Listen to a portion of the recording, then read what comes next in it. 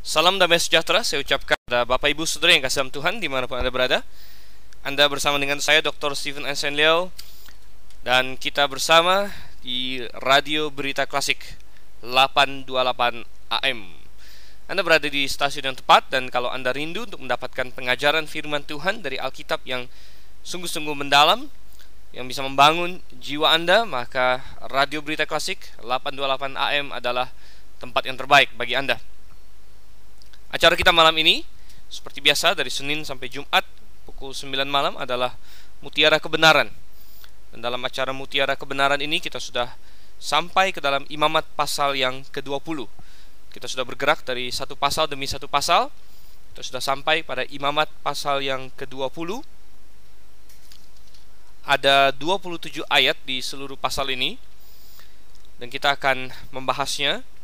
Dan kita sudah sampai ke bagian firman Tuhan di dalam kitab Imamat yang banyak berhubungan dengan hal praktikal.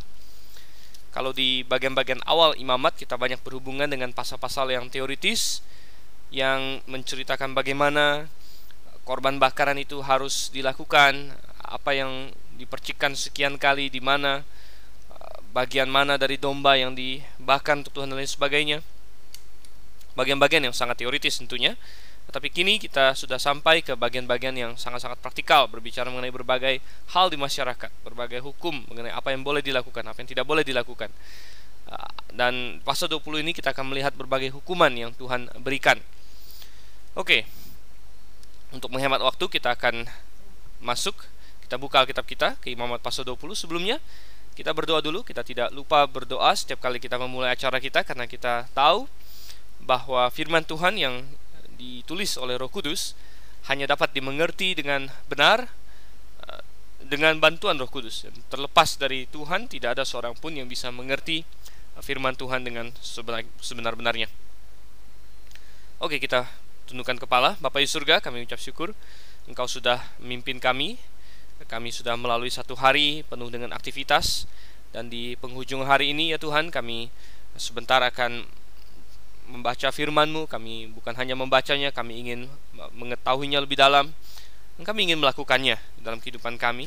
Apa yang bisa diaplikasikan dalam hidup kami Tuhan, biar Roh Kudus-Mu yang mengajar kami, Roh Kudus-Mu yang membentuk kami melalui firman-Mu. Kami berdoa dalam nama Yesus Kristus saja, Tuhan dan Juru Selamat kami yang hidup. Amin. Imamat pasal 20, kita baca ayat 1 sampai dengan ayatnya yang ke-7. Ayat 1 sampai ayat yang ke-7 terlebih dahulu. Tuhan berfirman kepada Musa, engkau harus berkata kepada orang Israel, setiap orang, baik dari antara orang Israel maupun dari antara orang asing yang tinggal di tengah-tengah orang Israel, yang menyerahkan seorang dari anak-anaknya kepada Molok, pastilah ia dihukum mati, yakni rakyat negeri harus melontari dia dengan batu. Aku sendiri akan menentang orang itu dan akan melenyapkan dia dari tengah-tengah bangsanya, karena ia menyerahkan seorang dari anak-anaknya kepada Molok dengan maksud menajiskan tempat kudusku dan melanggar kekudusan namaku yang kudus. Tetapi jikalau rakyat negeri menutup mata terhadap orang itu ketika ia menyerahkan seorang dari anak-anaknya kepada Molok dan tidak menghukum dia mati, maka aku sendiri akan menentang orang itu serta kaumnya, dan akan melenyapkan dia dari tengah-tengah bangsanya dan semua orang yang turut berzinah mengikuti dia, yakni berzinah dengan menyembah Molok. Orang yang berpaling kepada arwah atau kepada roh-roh peramal, yakni yang berzinah dengan bertanya kepada mereka, aku sendiri akan menentang orang itu dan melenyapkan dia dari tengah-tengah bangsanya. Maka kamu harus menguduskan dirimu dan kuduslah kamu, sebab akulah Tuhan Allahmu. Saudara yang kasih dalam Tuhan, kita mendapatkan di sini suatu permulaan dari suatu pasal yang luar biasa sebenarnya, dan pasal yang sangat diperlukan untuk zaman kita sekarang ini. Banyak nanti kita akan temukan di pasal ini berbicara mengenai hal-hal yang sudah dibahas sebelumnya. Contohnya yang pertama di sini berbicara mengenai orang yang menyerahkan anaknya kepada Molok. Sebenarnya ini sudah dibahas di pasal 18 ayat 21. Kembali satu halaman, pasal 18 ayat 21, janganlah kau serahkan seorang dari anak-anakmu untuk dipersembahkan kepada Molok, supaya jangan engkau melanggar kekudusan nama Allahmu. Kemudian mengenai menghubungi peramal, ahli nujum lain sebagainya, itu juga sudah dibahas di dalam pasal-pasal sebelumnya. Kalau kita akan lihat nanti, semua ayat di sini di pasal 20 hampir sudah dibahas di sebelumnya. Lalu untuk apa Tuhan mengulangnya lagi? Nah, ada penekanan yang sedikit berbeda di pasal 20. Pasal 20 menekankan tanggung jawab sosial atau tanggung jawab masyarakat menghadapi kejahatan-kejahatan seperti ini. Di mana pasal 18 dan pasal 20 berbicara mengenai tanggung jawab pribadi. Jadi Tuhan berbicara kepada pribadi, kamu jangan begini, kamu jangan begitu, kamu jangan begini, kamu jangan begitu. Nah, di pasal 20 Tuhan menekankan kepada masyarakat, kepada bangsa Israel sebagai suatu bangsa, apa yang harus mereka lakukan, tanggung jawab mereka terhadap kejahatan-kejahatan seperti itu. Bukan saja secara individu mereka diharuskan untuk menjauhinya, tetapi secara masyarakat, secara sosial mereka bertanggung jawab untuk mengatasinya. Dan cara mengatasinya adalah untuk melenyapkannya, saudara. Dan di sini Tuhan dengan jelas mengatakan bahwa orang yang mempersembahkan anak kepada Molok, dia harus dilenyapkan. Dengan kata lain, dia harus dihukum mati. Ya, dan hukuman mati pada zaman itu mengambil bentuk orang itu dilempari dengan batu. Itu adalah salah satu cara hukuman mati yang paling sering dalam Alkitab. Orang itu diseret keluar kota, kemudian masyarakat yang tahu dia melakukan hal itu, biasanya saksinya yang akan mengambil batu pertama dan melempari dia. Ya, dan dia harus dihukum mati oleh semua masyarakat, melempari dia dengan batu. Dan pasal 20 akan banyak sekali berbicara mengenai hukuman mati. Jadi kejahatan-kejahatan yang pantas dihukum mati dijabarkan di pasal 20. Tentu tidak lengkap, maksudnya bukan semua yang pantas dihukum mati sudah disebut. Ada beberapa hal yang di tempat lain, di bagian Taurat lain dihukum mati tapi tidak disebut di sini. Tapi ini hanya semacam perwakilan saja. Nah, tentu tidak ada seorang pun yang meragukan bahwa mempersembahkan anak kepada Molok adalah sesuatu yang sangat mengerikan. Ya, kita sudah pernah bahas ini. Molok adalah nama seorang dewa sesembahan orang Kanaan, dan salah satu kejahatan dari penyembahan Molok yang tidak ditemukan bahkan dalam penyembahan yang lain seperti Baal, Asitoret dan lain sebagainya yang memang sudah jahat juga. Tetapi Molok lebih jahat lagi, di mana anak-anak yang masih kecil ya, harus dibunuh, dilempar ke dalam api atas nama Molok. Dan Israel sendiri pernah satu kali jatuh ke dalam suatu depresi rohani yang sedemikian hebat, atau jatuh kepada suatu kekacauan rohani, sehingga Raja Manasye katanya pernah mempersembahkan anaknya di dalam api, dan itu menyebabkan Tuhan sangat-sangat marah kepada dia. Saking marahnya Tuhan, sehingga anaknya Manasye, Yosia, walaupun dia berbuat sangat baik ya, tetapi Tuhan tetap tidak melupakan kejahatan yang dilakukan oleh Manasye dan tetap menargetkan dalam programnya bahwa Yehuda akan dihancurkan. Kembali ke dalam Imamat pasal 20, tidak seorang pun meragukan ini adalah perbuatan yang sangat keji. Dan Tuhan berkata perbuatan yang keji seperti ini di mana anak-anak yang tidak bersalah, yang sangat polos, yang tidak bisa mempertahankan dirinya sendiri, dengan sistematis ya, dipersembahkan kepada Molok. Nah, ini harus dihukum mati. Nah, permasalahannya adalah zaman sekarang ini ya, banyak orang yang merasa bahwa hukuman mati sudah tidak berlaku lagi, atau hukuman mati adalah suatu hal yang barbar, hukuman mati adalah suatu hal yang terbelakang. Banyak organisasi-organisasi yang menentang hukuman mati, yang paling terkenal adalah AI atau yang disebut Amnesty International. AI adalah suatu lembaga internasional yang sudah melobi banyak sekali negara untuk menghapuskan hukuman mati, sehingga di dunia sekarang ini mereka bisa berbangga bahwa sekian ratus negara sudah menghapuskan hukuman mati, dan hanya segelintir negara yang masih mempertahankan hukuman mati. Indonesia salah satunya, dan saya bangga menjadi orang Indonesia karena hal itu. Indonesia masih menerapkan hukuman mati. Menurut saya itu adalah hal yang bagus ya. Amerika Serikat adalah negara besar, negara maju, negara barat ya, yang satu-satunya kalau saya tidak salah, saya lupa ya, atau minimal satu dari sedikit negara-negara barat yang masih mempertahankan hukuman mati. Dan menurut saya itu juga hal yang baik ya. Di Eropa hukuman mati sudah hampir ditiadakan, hampir semuanya ditiadakan. Tetapi itu menurut saya adalah kekacauan ya. Nah, banyak orang sering bertanya kepada saya, bagaimana dengan orang Kristen? Apakah orang Kristen mendukung hukuman mati atau tidak? Apakah orang Kristen setuju dengan hukuman mati atau tidak? Orang liberal tentu saja akan berkata bahwa mereka tidak setuju dengan hukuman mati, ya. Orang Injili akan abu-abu, mereka tidak jelas. Banyak yang berkata hukuman mati tidak perlu, itu adalah tidak mengasihi dan lain sebagainya. Itu adalah kekacauan doktrinal dan kekacauan tentang masalah kasih. Tetapi orang fundamental yang benar-benar berpegang pada firman Tuhan sama sekali tidak ada masalah dengan hukuman mati. Saya katakan sekali lagi, orang Kristen yang Alkitabiah sama sekali tidak ada masalah dengan hukuman mati. Kita mendukung hukuman mati yang dilakukan berdasarkan hukum. Ya tentu kita tidak mendukung orang ramai-ramai menggebukin orang sampai mati. Itu adalah suatu kesalahan. Orang ditirakin maling lalu dikeroyok oleh massa, itu adalah hal yang tidak berhukum. Tapi hukuman mati yang diatur dalam undang-undang, yang dilaksanakan atas nama negara, itu adalah suatu hal yang baik. Nah, mengapa saudara yang kasih Tuhan, pada pagi hari ini saya mengajak kita untuk sedikit membahas tentang masalah hukuman mati, karena pasal 20 ini akan banyak sekali berhubungan dengan hukuman mati. Saya ingin membahas mengapa kita sebagai orang Kristen percaya bahwa hukuman mati masih relevan dan masih boleh, bukan hanya boleh, bahkan harus diterapkan oleh negara pada zaman sekarang ini. Pertama, kita akan melihat dulu berbagai argumen yang sering diajukan oleh orang-orang yang menentang hukuman mati. Ya. Apa yang mereka sering ajukan untuk menentang hukuman mati? Karena dalam Alkitab banyak sekali hukuman mati. Ya, kita membaca di kitab Imamat, kejahatan ini harus dihukum mati, kejahatan itu harus dihukum mati. Lalu mengapa ada orang yang menyebut diri Kristen, ya biasanya Kristen liberal atau Kristen Injili, yang menentang hukuman mati? Ya, mengapa mereka menentangnya? Ya, pertama, ya tentu mereka ingin berkata bahwa hukuman mati hanya berlaku di Perjanjian Lama, tetapi tidak berlaku lagi di Perjanjian Baru. Itu adalah salah satu argumen mereka yang paling sering kita dengar. Mereka berkata bahwa hukuman mati itu berlaku di bawah hukum Taurat, tapi di Perjanjian Baru ada masa kasih karunia, ada kasih katanya. Dan di masa Perjanjian Baru hukuman mati tidak berlaku lagi. Tetapi benarkah demikian? Benarkah di Perjanjian Baru sama sekali tidak ada lagi hukuman mati? Nah, mereka sering mengambil contoh, ya, orang-orang yang menentang hukuman mati itu, mereka mengambil contoh dalam Yohanes pasal yang ke-8. Coba kita lihat sedikit contoh yang sering mereka pakai. Yohanes 8 ayat 1 sampai dengan ayat yang ke-11 tentang seorang perempuan berzina. Kita tidak akan baca. Tentang seorang perempuan berzina yang tertangkap basah, dibawa kepada Yesus, tentunya dengan maksud untuk mencobai Yesus, ya. Apakah yang akan Yesus lakukan?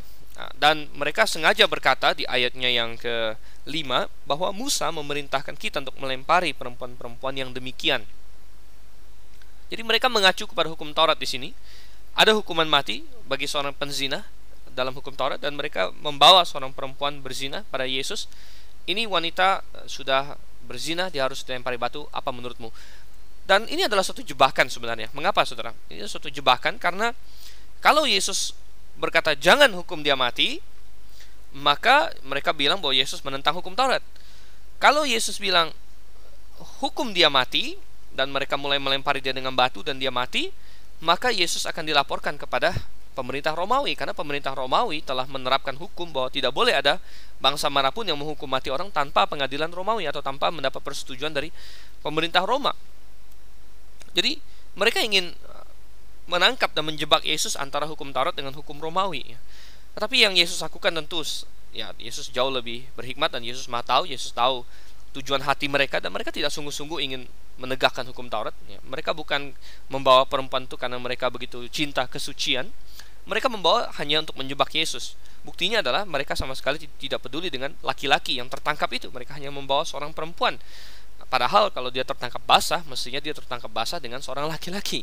Dan dalam hukum Taurat, baik perempuan baik laki-lakinya harus dihukum mati. Jadi Yesus tahu mereka bukan ingin menegakkan hukum Taurat.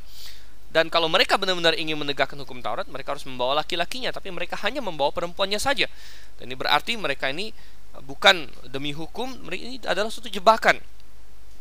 Dan Yesus tahu bahwa di dalam zaman Perjanjian Baru, orang Israel tidak lagi hidup dalam sacred society. Kita tidak akan lagi hidup dalam sacred society. Di dalam hukum Taurat, Tuhan memberikan hukum, dan kita tahu hukum Taurat terdiri dari 3 bagian: hukum moral, hukum seremonial, hukum sipil. Kenapa hukum Taurat bisa mengandung hukum sipil? Benar. Ya, karena apa? Karena negara sama dengan agama, ya, dan Yudaisme dan penyembahan kepada Allah Yehova adalah agama resmi Yahudi. Bahkan tidak boleh ada agama lain di Israel. Dan kalau ada orang yang menyembah Allah lain harus dibunuh. Jadi negara dengan agama dileburkan. Ini disebut sacred society, masyarakat kudus. Teokrasi, sebuah teokrasi. Dan di PB ini dihilangkan. Ya. Tuhan tidak lagi berurusan dengan teokrasi. Jemaat bukan sebuah teokrasi, jemaat bukan negara, jemaat bukanlah suatu entitas politik. Jemaat tidak punya hak untuk menghukum badani anggotanya. Jemaat hanya bisa mengucilkan, ya, mengeluarkan orang dari anggota jemaat. Jemaat tidak berhak untuk mendenda seorang uang, tidak berhak untuk memukuli seseorang, apalagi memenjarakan sampai menghukum mati seorang. Itu bukan hak gereja lagi. Dan Tuhan Yesus sadar akan hal itu. Dia sedang membawa perubahan zaman yang baru. Oleh karena itu, dia sama sekali tidak mau menghukum mati wanita itu, ya, bukan karena dia menghapuskan hukuman mati, sama sekali tidak. Kita akan lihat itu nanti. Tapi Yesus tahu bahwa dia datang bukan untuk mendirikan suatu kerajaan politik. Dia datang untuk mendirikan jemaat. Dia datang untuk menyelamatkan manusia, mati di kayu salib. Dan karena itu dia tidak mau masuk ke dalam penerapan atau penegakan hukum politik. Itu adalah masalah pemerintah Roma. Dan kita harus belajar juga, kita sebagai orang Kristen, walaupun kita setuju dengan hukuman mati, tapi bukan kita pribadi yang menegakkannya, bukan jemaat yang menegakkannya. Kita mendukung, tapi adalah sekali lagi aparat polisi, aparat hukum, ya, negara yang melakukannya. Tidak boleh orang per orang, karena kita tidak dipanggil untuk itu. Ya, itu adalah tugasnya pemerintah. Nah, coba kita buka satu ayat di Perjanjian Baru yang mendukung hukuman mati. Jadi kita melihat bahwa Yohanes pasal 8 sama sekali tidak menghilangkan hukuman mati, melainkan membuat kita sadar bahwa kita berada di zaman yang baru, di mana hukuman mati bukan lagi dilakukan oleh masyarakat itu sendiri, melainkan oleh hukum. Ya, masyarakat juga memang, tapi bukan pribadi lepas pribadi, melainkan oleh hukum, aparat hukum, pemerintah yang telah dibangun oleh masyarakat itu. Roma pasal 13 membuktikan ini. Roma pasal 13, kita lihat ayatnya yang keempat. Roma 13 ayat yang keempat. Karena pemerintah adalah hamba Allah untuk kebaikanmu. Tapi jika engkau berbuat jahat, takutlah akan dia, karena tidak percuma pemerintah menyandang pedang. Pemerintah adalah hamba Allah untuk membalaskan murka Allah atas mereka yang berbuat jahat. Perhatikan di sini, tidak percuma pemerintah menyandang pedang. Artinya pemerintah diberikan hak untuk menerapkan hukuman mati. Ya. Dan kita mendapatkan di sini bahwa dalam Perjanjian Baru sama sekali tidak dihapuskan hukuman mati. Yohanes pasal 8, di mana Yesus tidak menyuruh orang untuk melempari perempuan itu, bukanlah penghapusan akan hukuman mati. Itu hanyalah penghapusan sacral society, penghapusan teokrasi. Jadi masyarakat tidak bisa lagi menyamakan negara, hukum negara dengan hukum agama. Nah, ini yang patut dipelajari oleh orang-orang di Indonesia juga. Indonesia adalah suatu negara sekuler sebenarnya. Indonesia bukan negara yang berdasarkan agama tertentu, bukan agama mayoritas juga. Nah, Indonesia bukan negara Islam, Indonesia bukan negara Kristen, Indonesia bukan negara Hindu. Indonesia bukan suatu negara yang berdasarkan agama. Indonesia adalah negara yang sekuler berdasarkan hukum. Oleh karena itu masyarakat, ya, sebenarnya tidak punya hak, misalnya sesuatu yang bertentangan dengan agamanya. Katakanlah ada toko yang menjual minuman keras, dia tidak suka, masyarakat tidak punya hak untuk datang menghancurkan toko itu karena bertentangan dengan agamanya. Tidak boleh. Ini negara yang bukan berdasarkan agama, ini negara yang berdasarkan hukum. Kalau dia melanggar hukum, dia harus ditindak. Tapi kalau dia tidak melanggar hukum negara, melainkan melanggar agama seorang, itu tidak menjadi masalah. Ya, jangan pergi ke sana, ya. Jangan Anda beli dari sana. Nah, ini yang gagal dipahami, sehingga timbul kelompok-kelompok seperti FPI, Front Pembela Islam, yang entah kapan-kapan sweeping lah katanya. Mereka mencari tempat-tempat prostitusi, ya, mencari tempat-tempat jual bir, wah, dihancurkan segala macam. Nah, saya sebagai orang yang cinta Alkitab, saya tidak setuju dengan prostitusi, saya tidak setuju dengan orang minum minuman keras, tetapi saya tahu bahwa itu di luar dari hak dan wewenang mereka. Itu adalah suatu kekacauan. Mereka ingin menjadikan negara ini suatu teokrasi, suatu sacral society. Nah, itu memang berlaku di zaman Perjanjian Lama, tapi tidak lagi di zaman Perjanjian Baru. Dan Yesus ingin menegakkan itu di Yohanes pasal 8, bahwa bukan lagi zamannya di mana orang, ya, masyarakat yang turun tangan membabi buta, menggebuk-gebuk, memukul dan mematikan seorang. Tidak. Sudah ada prosedurnya, hukum, ya. Apalagi suatu negara sekuler di mana ada lebih dari satu agama, ya, di mana ada banyak agama, masyarakatnya terdiri dari banyak agama. Tentu kita tidak bisa menghakimi seorang dari segi hukum hanya dengan agama kita, melainkan kita harus taat kepada hukum yang berlaku secara nasional. Nah, oleh karena itu, saudara yang kasih Tuhan, kita dapatkan di sini Yohanes pasal 8 sama sekali tidak menghilangkan hukuman mati. Yohanes pasal 8 menghilangkan sacral society atau menghilangkan teokrasi. Yesus bilang tidak, biarkan Roma yang menghukumnya. Nah, tetapi Roma pasal 13 justru menegaskan bahwa pemerintah tetap Tuhan percaya sebagai, katanya, hamba Allah untuk membalaskan murka Allah atas mereka yang berbuat jahat. Jadi hukuman dijatuhkan oleh Allah melalui pemerintah, dan katanya tidak percuma dia menyandang pedang. Artinya hukuman mati tetap merupakan salah satu alat yang dipakai oleh pemerintah untuk menegakkan hukum. Oke, jadi kita melihat argumen mereka yang pertama gugur, bahwa perjanjian baru menghapuskan hukuman mati, itu sudah gugur. Yang kedua, alasan mereka yang kedua yang sering kita dengar adalah bahwa hukuman mati adalah suatu hal yang barbar. Hukuman mati adalah suatu hal yang istilahnya mengabaikan hak asasi manusia, katanya. Hukuman mati adalah sesuatu yang terbelakang dan lain sebagainya. Tetapi saudara yang kasih Tuhan, ini sebenarnya adalah suatu argumen yang bisa saja dipakai oleh orang non-Kristen, tetapi orang Kristen semestinya tidak bisa memakai argumen ini. Apakah kita lebih baik dari Allah? Ide siapakah hukuman mati itu? Hukuman mati adalah ide Allah sebenarnya. Dan hukuman mati bahkan tidak ada berhubungan dengan hukum Taurat. Hukuman mati sudah ada jauh sebelum hukum Taurat diberikan. Jadi hukuman mati tidak tergantung kepada hukum Taurat. Nah, sekali lagi, salah satu argumen yang sering diajukan adalah bahwa kita hidup bukan lagi di bawah hukum Taurat hari ini. Benar, kita tidak hidup di bawah hukum Taurat. Tapi hukuman mati bukan suatu fitur hukum Taurat yang secara eksklusif, melainkan hukuman mati telah diberikan jauh sebelum hukum Taurat. Misalnya Kejadian pasal 9. Coba kita buka Kejadian pasal 9 ketika Nuh keluar dari bahteranya. Dan saya rasa teolog manapun bisa sadar bahwa pada waktu itu hukum Taurat belum diturunkan oleh Tuhan. Tuhan sudah berkata demikian dalam Kejadian 9 ayat yang kelima. Tetapi mengenai darah kamu, yakni nyawa kamu, aku akan menuntut balasnya. Dari segala binatang aku akan menuntutnya, dan dari setiap manusia aku akan menuntut nyawa sesama manusia. Siapa yang menumpahkan darah manusia, darahnya akan tertumpah oleh manusia. Sebab Allah membuat manusia itu menurut gambarnya sendiri. Jadi jelas sekali di sini Tuhan akan menuntut darah, dan siapa yang menumpahkan darah manusia darahnya akan tertumpah oleh manusia.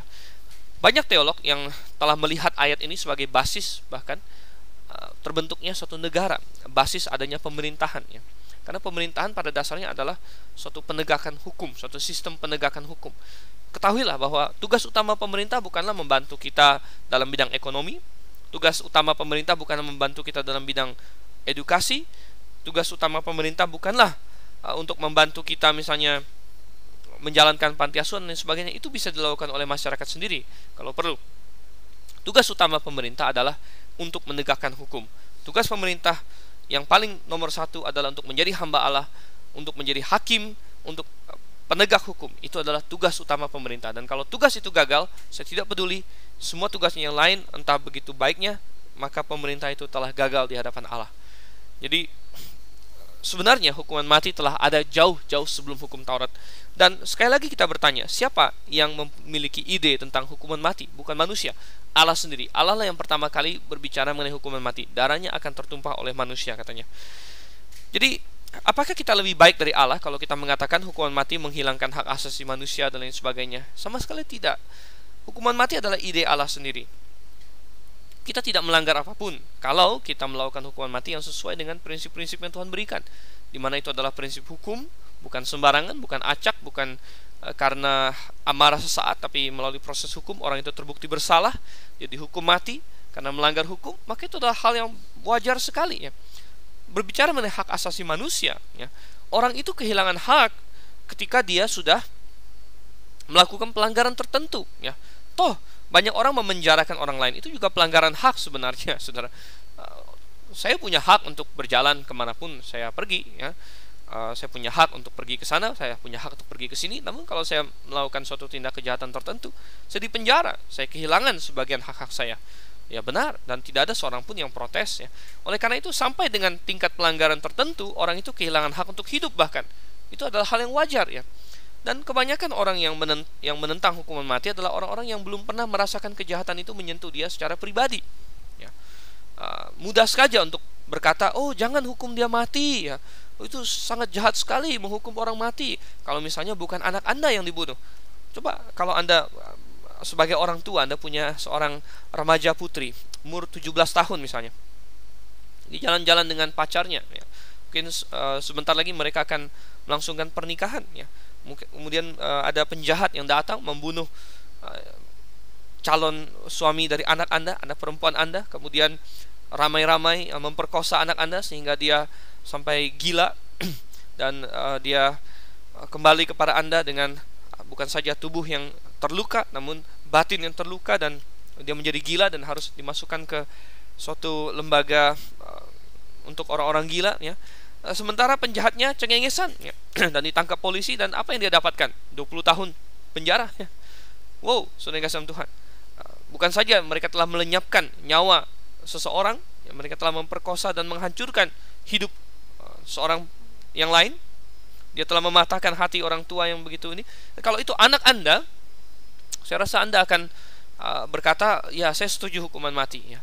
Kebanyakan orang yang tidak setuju dengan hukuman mati adalah orang yang belum merasakan kejahatan itu pada dirinya sendiri, ya. Kalau kita bicara mengenai keadilan, ya, maka keadilan, ya, keadilan, ada rasa keadilan yang harus dipuaskan di sini, ya, di mana orang yang telah menghilangkan nyawa orang lain, dia tidak bisa lagi mengklaim saya punya hak asasi untuk hidup. Ya, oke, Anda punya hak asasi untuk hidup, tapi Anda telah melenyapkan nyawa orang lain dengan sengaja, dengan terencana, dengan kejinya, dan Anda dengan melakukan itu telah kehilangan hak hidup Anda.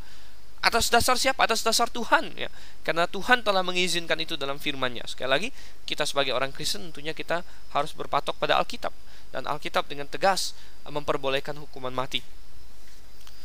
Salah satu argumen lain lagi yang dipakai oleh orang-orang yang menentang hukuman mati adalah bahwa hukuman mati tidak memberikan kesempatan untuk orang yang bersangkutan bertobat, atau hukuman mati tidak merehabilitasi orang tersebut, melainkan mengenyahkannya. Jadi mereka ingin supaya orang yang bersangkutan tidak dihukum mati, melainkan katakanlah jatuhi hukuman seumur hidup atau hal-hal yang seperti itu, supaya orang itu bisa bertobat, katanya. Nah, sejenak sepertinya ini adalah permintaan yang sangat saleh, permintaan yang sangat indah. Wah, kita ingin dia bertobat dan lain sebagainya. Tapi sekali lagi kita bertanya, apakah kita lebih baik daripada Tuhan? Apakah kita lebih berbelas kasihan daripada Tuhan? Apakah kita lebih ingin seseorang bertobat daripada Tuhan sendiri? Jawabannya adalah tidak, ya. Sebenarnya Tuhan jauh lebih tahu daripada kita, dan hukumnya adalah sempurna, ya. Untuk penjahat-penjahat tertentu di Perjanjian Lama, mereka langsung dihukum mati, ya. Dan kalau mereka mau bertobat, mereka masih bisa bertobat, ya. Selama proses hukum itu, ya, mereka bisa bertobat, ya. Tuhan tidak menginginkan, ya, seseorang yang bertobat pura-pura. Dan manusia tidak tahu tentang orang yang bertobat pura-pura, karena manusia tidak bisa melihat ke dalam hati. Tapi Tuhan menginginkan pertobatan yang sesungguhnya. Orang yang dihukum mati pun bisa bertobat kalau memang dia ingin bertobat. Dan orang yang dihukum seumur hidup tidak akan bertobat kalau dia tidak mau bertobat. Jadi ini bukan masalah pertobatan lagi pula, saudara yang kasih Tuhan. Kita harus ingat bahwa tujuan tujuan hukum ditegakkan bukanlah pertama-tama atau terutama untuk merehabilitasi orang, tapi terutama adalah untuk retribusi. Engkau sudah melakukan sejumlah kerugian, engkau sudah melakukan sejumlah kekacauan, dan engkau harus membayarnya. Itu adalah tujuan utama dari hukum. Rehabilitasi adalah tujuan nomor 2 atau nomor 3. Tujuan pertama dari hukum adalah retribusi, ya. Membalas kepada sang pembuat kejahatan setimpal dengan kejahatannya. Jadi kita dapatkan semua argumen untuk menentang itu adalah salah. Bahkan sebenarnya, ya, di masyarakat modern kita yang menentang hukuman mati ini adalah cerminan betapa buruknya moralitas masyarakat kita pada sekarang ini. Kalau kita perhatikan di Imamat pasal 20 di sini, ya, Tuhan berkata, ya, kalau misalnya seseorang sudah mempersembahkan anaknya kepada Molok, dia harus dihukum mati, katanya. Ya. Di ayat 4 dalam Imamat 20 ayat 4, tetapi jikalau rakyat negeri menutup mata terhadap orang itu, ya, maka kesalahan bukan lagi hanya orang itu, tapi semua orang yang menutup mata. Kalau kita baca di ayat yang kelima, maka aku sendiri akan menentang orang itu serta kaumnya, dan akan melenyapkan dia dari tengah-tengah bangsanya, dan semua orang yang turut berzina mengikuti dia. Tuhan tahu bahwa mengapa orang bisa tidak mau menghukum mati orang lain, ya, itu karena moralitas yang semakin menurun. Mungkin mereka berpikir suatu hari saya bisa melakukan hal yang sama. Oleh karena itu Tuhan berkata, aku akan melenyapkan semua penzina seperti dia. Di mana letak istilahnya teriakan dari masyarakat ketika suatu kejahatan yang keji dilakukan, di mana teriakan itu yang menyebabkan masyarakat berkata dia harus dihukum mati, itu sudah makin menurun. Seperti di Amerika sering terjadi, atau di Eropa, ya, ada seseorang yang melakukan suatu kejahatan yang keji, membunuh sekian banyak orang. Lalu apa? Dia dihukum penjara seumur hidup. Ya, ini adalah suatu kesalahan. Di manakah teriakan amarah dari masyarakat? Nah, masyarakat yang sudah semakin kehilangan moralitas tidak lagi menunjukkan amarah seperti itu, ya. Dan Tuhan berkata, aku akan berurusan dengan masyarakat itu sendiri. Oleh karena itu pasal 20 berbicara mengenai tanggung jawab sosial masyarakat terhadap kejahatan, ya. Masyarakat tidak boleh mentolerir kejahatan. Dan kalau ada kejahatan yang sudah sampai pada level tertentu, maka itu harus turun kepada hukuman mati. Hukuman mati juga banyak sekali kepentingan yang lain, ya. Tentu dia akan menurunkan, istilahnya dia menjadi deterrent bagi pembuat kejahatan selanjutnya. Banyak sekali penentang-penentang hukuman mati yang berkata bahwa hukuman mati tidak menurunkan angka kejahatan, tapi menurut saya ini hal yang tidak mungkin, hal yang tidak mungkin, karena banyak faktor yang berperan, ya. Tetapi kalau kita perhatikan, jelas kalau ada hukuman mati, orang akan berpikir dua kali sebelum melakukan kejahatan tertentu. Ya, kita sering mendengar bahwa di daerah tertentu di Indonesia sekalipun ada suku-suku dengan amarah yang meluap-luap sehingga mereka bisa membunuh mati orang hanya demi sekian ribu rupiah. Ya, karena mereka tidak takut akan konsekuensinya. Kita memiliki hakim-hakim yang lemah. Bagaimana kalau mereka tahu orang yang membunuh orang lain akan diseret ke tengah-tengah lalu dilempari sampai mati? Mereka akan berpikir dua kali. Wow. Nah, tentu akan menurunkan angka kejahatan. Jadi kita melihat sistem yang Tuhan terapkan sudah sistem yang terbaik, ya. Bukan saja hukuman mati itu memberikan suatu balasan yang setimpal, itu juga membuat masyarakat tidak harus menanggung hutang darah. Ya, coba kita buka di dalam Bilangan pasal 35. Bilangan pasal yang ke-35 ayatnya yang ke-33. Bilangan 35 ayat 33. Jadi janganlah kamu mencemarkan negeri tempat tinggalmu, sebab darah itulah yang mencemarkan negeri itu. Maka bagi negeri itu tidak dapat diadakan pendamaian oleh karena darah yang tertumpah di sana, kecuali dengan darah orang yang telah menumpahkannya. Perhatikan di sini. Kalau ada seorang pembunuh menumpahkan darah dan darah itu berteriak, katanya. Kita membaca bahwa darah Habel berteriak dari tanah menuntut pembalasan. Dan Tuhan bilang darah itu tidak bisa didamaikan kecuali dengan darah orang yang menumpahkannya. Perhatikan di sini, ya. Dan masyarakat punya tanggung jawab. Dan kalau masyarakat tidak mau, dan masyarakat modern zaman ini banyak yang tidak mau untuk menerapkan hukuman mati, Tuhan akan murka. Tuhan akan membalaskannya kepada masyarakat, kepada tanah itu. Saudara, jadi kita melihat, ya, betapa pentingnya hukuman mati ini sebenarnya. Bukan hanya sebagai suatu sense of justice, suatu rasa keadilan, tapi juga di hadapan Allah penting. Selain itu, hukuman mati juga akan menolong masyarakat itu sendiri, di mana orang kalau menghilangkan hukuman mati seperti di Eropa, maka lama-kelamaan apa yang dilakukan dengan penjahat-penjahat itu? Mereka di penjara seumur hidup. Dan penjara-penjara di Eropa, di Amerika itu bukan seperti penjara, saudara. Itu seperti rumah, ya. Bahkan banyak cerita bahwa orang yang kelaparan, yang tidak punya rumah, mereka sengaja setelah keluar dari penjara, mereka melakukan kejahatan kecil, masuk lagi penjara. Karena di dalam ada makanan gratis, ada TV, tempat olahraga dan lain sebagainya. Oh, ya. Apalagi orang-orang ini yang sudah hukuman mati, ya, yang kemudian dijadikan hukuman seumur hidup, ya, mereka ditaruh di penjara security maksimum, katanya, maximum security, di mana banyak sekali uang rakyat yang harus tercurah di sana untuk membiayai mereka, untuk kasih mereka makan, untuk fasilitas pengamanannya, menggaji opsir tambahan, karena semakin banyak orang yang tertangkap dimasukkan di situ. Ini semua membebani masyarakat. Sementara kalau hukuman mati itu cepat, ya, cepat selesai. Oke, masyarakat tidak lagi terbeban, masyarakat juga lepas dari hutang darah. Dan saya katakan, kembalikan hukuman mati ke tempat yang seharusnya. Dan biarlah hakim-hakim semakin berani untuk menegakkan hukum. Seorang pembunuh harus dihukum mati. Ketika saya di kedokteran forensik, saya belajar bahwa di Indonesia saat ini undang-undangnya adalah kalau Anda membunuh seorang, hukumannya 20 tahun penjara atau hukuman mati, ya. Dan jarang ada hakim yang memberikan hukuman mati. Kebanyakan memberikan 20 tahun penjara. Kemudian nanti dikena lagi hal-hal yang meringankan ini, hal yang meringankan itu, perilaku baik di penjara. Akhirnya dalam waktu katakanlah 10 tahun dia bisa keluar. Sementara orang yang telah dia bunuh sudah hilang nyawanya sama sekali. Suatu hal yang sangat-sangat tidak adil. Oke, sekarang kita kembali lagi ya. Satu hal lagi masalah mengenai orang yang tidak dihukum mati melainkan di penjara seumur hidup adalah dia bisa berpotensi bahkan merusak teman-teman di penjaranya. Mungkin dia di penjara bersama orang-orang lain yang di penjara lebih sebentar, yang di penjara 20 tahun atau 5 tahun, dan mereka mungkin bertemu, dan orang-orang yang mestinya dihukum mati yang sudah dihukum seumur hidup ini akhirnya dia bisa merusakkan orang-orang yang lain. Dia menjadi pengaruh yang buruk ya. Jadi penjara bukan lagi tempat rehabilitasi, tapi tempat kongko-kongkonya para penjahat, di mana mereka merencanakan kejahatan berikutnya dan lain sebagainya. Oke, saudara, kembali ke dalam Imamat pasal 20. Sudah cukup panjang lebar kita membahas tentang masalah hukuman mati, mengapa kita percaya hukuman mati, dan kita akan melihat sekarang apa-apa saja yang di dalam Perjanjian Lama dikenakan hukuman mati oleh Tuhan. Tadi nomor pertama, mempersembahkan anak kepada Molok. Kemudian yang kedua ya, meramal, pergi berpaling pada arwah atau roh peramal. Dan ini adalah hal yang menarik sekali. Banyak sekali orang yang melakukan itu hari ini ya. Kalau di teokrasi, di sebuah teokrasi, ini harus dihukum mati semuanya. Dan tentu hari ini kita tidak menghukum mati mereka.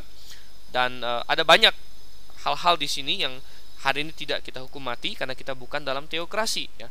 Jadi bukan gereja yang menentukan siapa yang dihukum mati, melainkan pemerintah. Dan pemerintah menurut saya minimal seorang pembunuh harus dihukum mati, seorang pemerkosa harus dihukum mati ya. Orang yang menculik orang lain harus dihukum mati. Hal seperti ini ya. Dan tentu masyarakat tertentu bisa memilih hal-hal tertentu yang menurut mereka pantas dihukum mati. Misalnya narkoba dihukum mati, oke, nggak masalah ya. Dan mungkin ada hal-hal yang di dalam Alkitab dihukum mati yang kita rasa tidak dihukum mati hari ini karena kita tidak berada dalam teokrasi ya. Misalnya orang menyembah Allah lain tentu tidak bisa dihukum mati karena kita hidup di negara yang banyak agama, kita bukan teokrasi. Masalah segala macam hal keagamaan tidak dihukum mati ya. Ya seperti ini, menuju kepada roh peramal dan lain sebagainya, ini adalah masalah keagamaan ya, karena ini artinya berurusan dengan setan dan lain sebagainya. Ini adalah ya, ini bukan masalah negara, ini masalah agama, dan negara tidak menghukum mati ini. Tetapi ini mengajar kita sebagai orang Kristen, kita tidak boleh pergi ke peramal-peramal. Dan banyak orang hari ini pergi ke peramal tanpa mereka sadari ya. Bagaimana itu pergi ke peramal tanpa mereka sadari? Ya, mereka mencari horoskop mereka ya, mereka membuka koran, wah bagaimana ramalan saya hari ini dan lain sebagainya. Dan walaupun setengah bercanda, tapi apa yang Anda candakan itu juga sebenarnya merefleksikan hati Anda. Jadi, karena itu hati-hatilah saudara. Oke, kita baca lagi sekarang ayat yang ke-8 sampai dengan ayat yang ke-21. Cukup panjang, tidak apa-apa. Kita bahas satu perikop ini. Demikianlah kamu harus berpegang pada ketetapanku dan melakukannya. Akulah Tuhan yang menguduskan kamu, katanya. Apabila ada seseorang yang mengutuki ayahnya atau ibunya, pastilah ia dihukum mati. Ia telah mengutuki ayahnya atau ibunya, maka darahnya tertimpa kepadanya sendiri. Bila seorang laki-laki berzina dengan istri orang lain, yakni berzina dengan istri sesamanya manusia, pastilah keduanya dihukum mati, baik laki-laki maupun perempuan yang berzina itu. Bila seorang laki-laki tidur dengan seorang istri ayahnya, jadi ia melanggar hak ayahnya, pastilah keduanya dihukum mati dan darah mereka tertimpa kepada mereka sendiri. Bila seorang laki-laki tidur dengan menantunya perempuan, pastilah keduanya dihukum mati. Mereka telah melakukan suatu perbuatan keji, maka darah mereka tertimpa kepada mereka sendiri. Bila seorang laki-laki tidur dengan laki-laki secara orang bersetubuh dengan perempuan, jadi keduanya melakukan suatu kekejian, pastilah mereka dihukum mati dan darah mereka tertimpa kepada mereka sendiri. Bila seorang laki-laki mengambil seorang perempuan dan ibunya, itu suatu perbuatan mesum, ia dan kedua perempuan itu harus dibakar, supaya jangan ada perbuatan mesum di tengah-tengah kamu. Bila seorang laki-laki berkelamin dengan seekor binatang, pastilah ia dihukum mati, dan binatang itu pun harus kamu bunuh juga. Bila seorang perempuan menghampiri binatang apapun untuk berkelamin, haruslah kau bunuh perempuan dan binatang itu. Mereka pasti dihukum mati dan darah mereka tertimpa kepada mereka sendiri. Bila seorang laki-laki mengambil saudaranya perempuan, anak ayahnya atau anak ibunya, dan mereka bersetubuh, maka itu suatu perbuatan sumbang, dan mereka harus dilenyapkan di depan orang-orang sebangsanya. Orang itu telah menyingkapkan aurat saudaranya perempuan, maka ia harus menanggung kesalahannya sendiri. Bila seorang laki-laki tidur dengan seorang perempuan yang bercemar kain, jadi ia menyingkapkan aurat perempuan itu dan membuka tutup lelerannya, sedang perempuan itu pun membiarkan tutup leleran darahnya itu disingkapkan, keduanya harus dilenyapkan dari tengah-tengah bangsanya. Janganlah kau singkapkan aurat saudara perempuan ibumu atau saudara perempuan ayahmu, karena aurat seorang kerabatnya sendirilah yang dibuka dan mereka harus menanggung kesalahannya sendiri. Bila seorang laki-laki tidur dengan istri saudara ayahnya, jadi ia melanggar hak saudara ayahnya, mereka mendatangkan dosa kepada dirinya dan mereka akan mati dengan tidak beranak. Bila seorang laki-laki mengambil istri saudaranya, itu suatu kecemaran karena ia melanggar hak saudaranya laki-laki dan mereka akan tidak beranak. Ya, sekali lagi penekanan pada hukuman mati, penekanan pada tanggung jawab masyarakat untuk melenyapkan, menghilangkan yang jahat di mata Tuhan dari tengah-tengah bangsa itu, karena sekali lagi di ayat yang ke-6 dan 7 bahwa Tuhan adalah kudus dan masyarakat yang mengaku Tuhan harus menjadi kudus juga. Banyak hal di sini yang di zaman modern ini tidak akan kita hukum mati karena ini berhubungan dengan hukum-hukum agama, tidak berhubungan dengan hukum-hukum negara misalnya, ya. Hal-hal yang dilakukan antara dua orang, misalnya incest dan sebagainya, kita hari ini tetap akan memandangnya sebagai suatu kesalahan, tetapi kita tidak menghukum mati itu. Ya, kemudian anak yang mengutuki ayah dan ibunya mungkin tidak kita hukum mati hari ini. Ya. Ingat sekali lagi, kita bukan Israel, ya, kita adalah gereja hari ini. Kita tidak menentukan apa yang dihukum mati atau tidak, tapi kita berdasarkan prinsip-prinsip firman Tuhan, kita tahu bahwa hukuman mati itu memang perlu ada, dan sebagai masyarakat di suatu masyarakat sekuler, kita perlu sama-sama menentukan apa yang patut dihukum mati. Ya, seperti hal-hal yang menurut saya patut dihukum mati adalah seperti orang yang membunuh orang lain dengan sengaja, orang yang memperkosa orang lain dengan sengaja misalnya, orang yang menculik orang lain dengan sengaja, narkoba, ya hal seperti itu. Ya. Tetapi walaupun hal-hal yang dibahas di ayat 8 sampai sekian itu tidak semuanya hari ini kita hukum mati, minimal memberitahu kita apa yang menurut Tuhan adalah salah. Ya, incest adalah hal yang salah, ya. Kemudian mengutuki ayah ibu sendiri, jelas itu salah. Yang menarik adalah homoseksualitas, ayat 13, ya, seorang laki-laki tidur dengan laki-laki. Dan banyak sekali upaya gereja-gereja liberal dan sebagian gereja Injili sekarang untuk melegalkan homoseksualitas. Mereka menerima homoseksual, mereka bahkan menabiskan mereka dan sebagainya. Anda boleh ikuti berita-berita ini di Bulletin Geats, ya. Kita membahasnya, ada berita terbaru dan sebagainya. Dan ini hal-hal yang buruk sekali, dan mereka yang mengaku diri Kristen tapi menabiskan, ya, seorang homoseksual di gereja dan sebagainya. Apakah mereka pernah membaca ayat ini? Ya, jelas mereka mengabaikan firman Tuhan, dan Tuhan akan menuntut pertanggungjawab itu dari mereka suatu hari nanti. Kemudian kita lihat lagi berbagai jenis incest disebut sini. Bestiality, bersetubuh dengan binatang, adalah hal yang patut dihukum mati, ya. Saya rasa hari ini juga perlu ada sensur sosial dan mungkin sanksi-sanksi yang sangat berat. Ya, mungkin hukuman mati juga boleh, ya. Karena apa? Ini juga, ya, kalau tidak dihukum mati ada kemungkinan terjadi penyebaran penyakit, saudara. Ya, kita tahu HIV kemungkinan besar ditularkan dari monyet kepada manusia melalui hubungan seksual di Afrika. Jadi ada banyak yang perlu kita pelajari di sini. Kita lanjut lagi ayat 22 sampai dengan ayat 27. Kita akan selesaikan pasal ini, ayat 22 sampai pasal 20, ayat 22 hingga ayat 27. Demikianlah kamu harus berpegang pada segala ketetapanku dan segala peraturanku, serta melakukan semuanya itu, supaya jangan kamu dimuntahkan oleh negeri kemana aku membawa kamu untuk diam di sana. Janganlah kamu hidup menurut kebiasaan bangsa yang akan kuhalau dari depanmu, karena semuanya itu telah dilakukan mereka, sehingga aku muak melihat mereka. Tetapi kepadamu aku telah berfirman, kamulah yang akan menduduki tanah mereka, dan akulah yang akan memberikannya kepadamu menjadi milikmu, suatu negeri yang berlimpah-limpah susu dan madunya. Akulah Tuhan Allahmu yang memisahkan kamu dari bangsa-bangsa lain. Kamu harus membedakan binatang yang tidak haram dari yang haram, dan burung-burung yang haram dari yang tidak haram, supaya kamu jangan membuat dirimu jijik oleh binatang berkaki 4 dan burung-burung, dan oleh segala yang merayap di muka bumi yang telah kupisahkan supaya kamu haramkan. Kuduslah kamu bagiku, sebab aku ini Tuhan kudus, dan aku telah memisahkan kamu dari bangsa-bangsa lain, supaya kamu menjadi milikku. Apabila seorang laki-laki atau perempuan dirasuk arwah atau roh peramal, pastilah mereka dihukum mati, yakni mereka harus dilontari dengan batu, dan darah mereka tertimpa kepada mereka sendiri.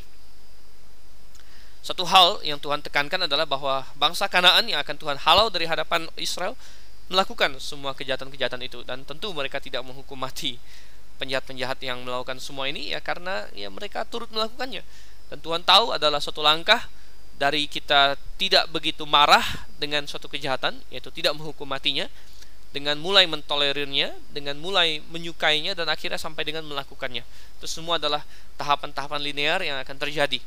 Ketika kita mulai keluar dari firman Tuhan, kita tidak menekankan hukuman mati untuk kejahatan-kejahatan tertentu, akhirnya kita mulai memperbolehkannya, mentolerirnya, dan akhirnya sampai dengan melakukannya sendiri. Dan akhirnya seluruh Kanaan cemar oleh kejahatan-kejahatan itu. Tuhan muak dan Tuhan memuntahkan mereka.